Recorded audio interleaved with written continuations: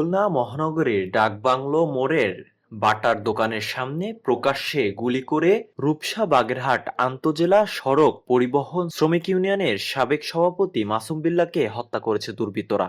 এই সময় দৌড়ে পালাতে গিয়ে সন্ত্রাসী অশোক ঘোষকে একটি বিদেশি পিস্তল সহ আটক করেছে পুলিশ ও প্রত্যক্ষদর্শীরা জানান, বুধবার রাত ৯টার দিকে ডাকবাংলো মোড়ের মাসুম বিল্লাহ অবস্থানকালে একদল দুর্বৃত্তরা তার উপর গুলি চালায়। ঘটনার পরপরই স্থানীয়রা তাকে উদ্ধার করে খুলনা মেডিকেল কলেজ হাসপাতালে নিয়ে এলে দায়িত্বরত চিকিৎসক তাকে মৃত ঘোষণা করেন। এদিকে গুলি করে পালানোর সময় অশোক ঘোষকে আটক করে পুলিশ। তার কাছ থেকে একটি বিদেশি পিস্তল ও গুলি উদ্ধার করা হয়েছে বলে প্রাথমিকভাবে নিশ্চিত করা হয়েছে। খুলনা মেট্রোপলিটন পুলিশের উপকমিশনার মোহাম্মদ তাজুল ইসলাম বলেন, সন্ত্রাসীরা বি কোম্পানির সদস্য।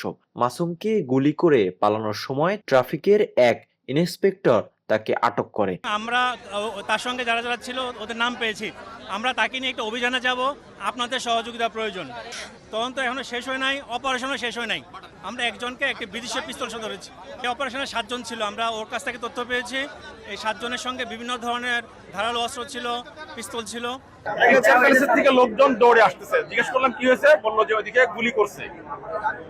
এই কথা শোনার পরে আমি পিকচার প্রেসের দিকে যখন তাকাই, তখন দেখি যে রাস্তা থেকে একজন এই বাটার এই দিক থেকে বের হয়ে রাস্তার মাঝখানে জোরে জোরে অন্তদন্ত হয়ে যাচ্ছে এবং সে তার কোমরে একটা পিস্তল গুঁজতেছে। এটা আমি দেখে আমি এই লোকের পিছনে ধাওয়া করি। পিছন থেকে লোকজনকে বলি তাকে ধরেন। তাকে ধরে তখন আমি তাকে যে জাপটে পিস্তল সহ কোমরে ধরে ফেলি। লোকজনকে বলি যে তার কাছে পিস্তল আছে, পিস্তল আমি ধরে ফেলেছি, আপনার এবার তাকে 2 হাত ধরে রাখেন যেন সে ছুটে না যেতে পারে এবং সে যেন পিস্তল ব্যবহার না করতে পারে। পিস্তল আমার হাতে রয়েছে।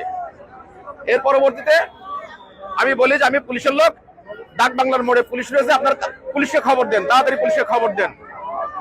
তারপরে এখান থেকে আমাদের 3জন সার্জেন্ট যায় এবং লোকজনের সহায়তায় তাকে আমরা এখানে নিয়ে আসি ডাক বাংলার মোড়ে। এ সময় জনগণ উত্তেজিত হলে সেনাবাহিনী ও পুলিশের সহায়তায় তাকে উদ্ধার করে খুলনা সদর থানায় নেওয়া হয়েছে। নিহত মাসুম বিল্লাহ রূপসা উপজেলার বাগমারা গ্রামের মৃত মিনহাজ উদ্দিন মুন্সির ছেলে। তিনি উপজেলা শ্রমিক দলের আহ্বায়ক ছিলেন। উল্লেখিত নিহত মাসুম বিল্লাহ আপন বড় ভাই খুলনা রূপসা নৈহাটি ইউনিয়ন পরিষদের সাবেক চেয়ারম্যান শীর্ষ সন্ত্রাসী মোস্তফা কামাল ওরফে মিনা কামাল 2020 সালে 30 জুলাই র্যাবের সঙ্গে বন্দুকযুদ্ধে নিহত হয়েছিলেন।